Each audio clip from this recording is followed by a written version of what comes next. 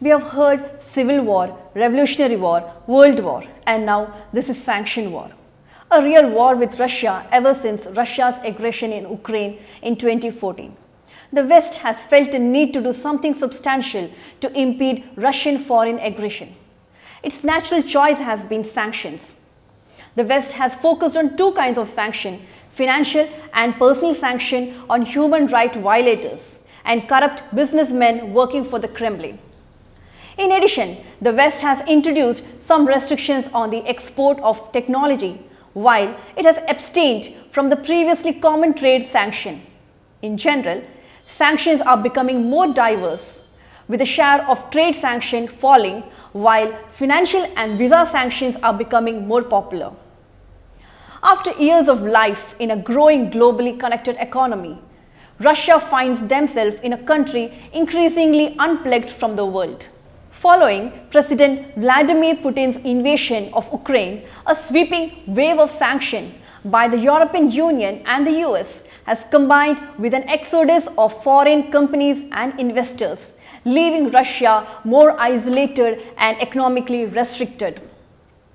Several Russian banks are removed from the SWIFT, and sanctioning Russia's central bank are likely to cause several damage to Russian economy.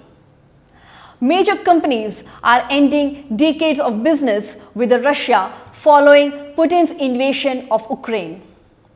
The latest brands exiting the country include Shell, BP, Apple, and General Motors. Companies from around the world are pulling out of Russia as the country plunges into economic free fall following its invasion of Ukraine.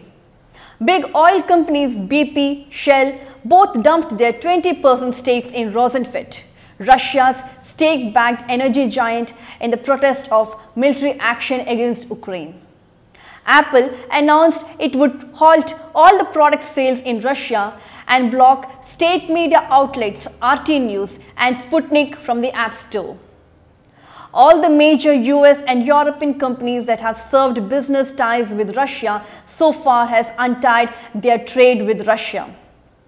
ExxonMobil has begun the process to discontinue operations and develop steps to exit Sakhalin 1 venture, a project.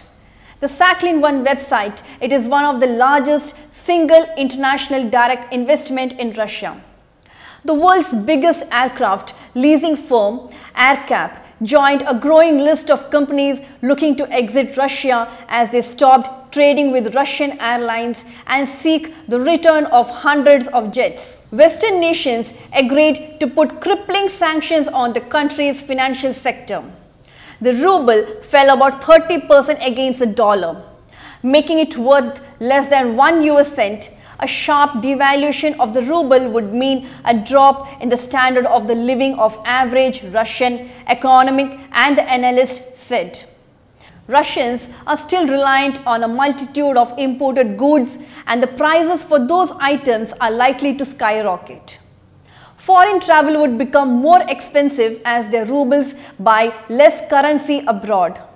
And the deeper economic turmoil will come in the coming weeks if the price shocks and supply chain issues cause Russian factories to shut down due to lower demand. The West is further tightening the screw against Moscow, ensuring no football matches will be played in Russia, and the country's flag and the anthem will be banned from any of the matches abroad, with the government body of the world, football, FIFA, announcing a number of sanctions against Russia and later expelled the country from the World Cup in Qatar this year.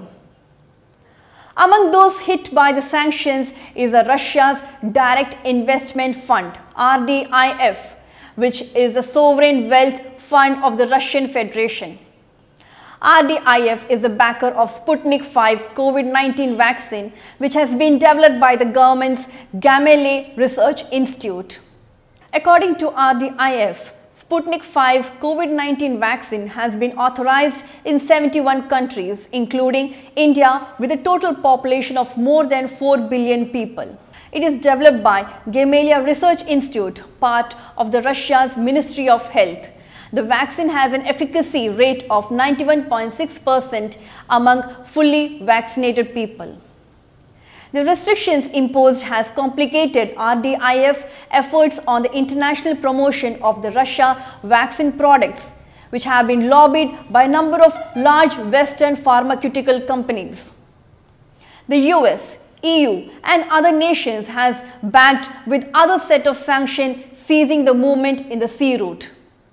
The world's 3 biggest container lines temporarily suspended cargo shipments to and fro from Russia. The France intercepted a Baltic vessel in the English Channel that was heading towards St. Petersburg but was diverted to the port of Boulogne-sur-Mer in North France. Britain announced a ban on vessels owned or operated by anyone with ties to Russia and also gave officials expanded powers to detain Russian ships as part of the new sanction. Russia is a high potential market for the food and drinks. The implementation of sanction has large drop of volume in the logistics. The largest affected group was agriculture products. The volume of the fruit transported to Russia from the EU dropped 36 times, vegetable 16 times, dairy products 10 times, and exports of meat stopped entirely. 1 million tons of goods per quarter transported by road is seized. Russian aircraft are prohibited from entering the US airspace.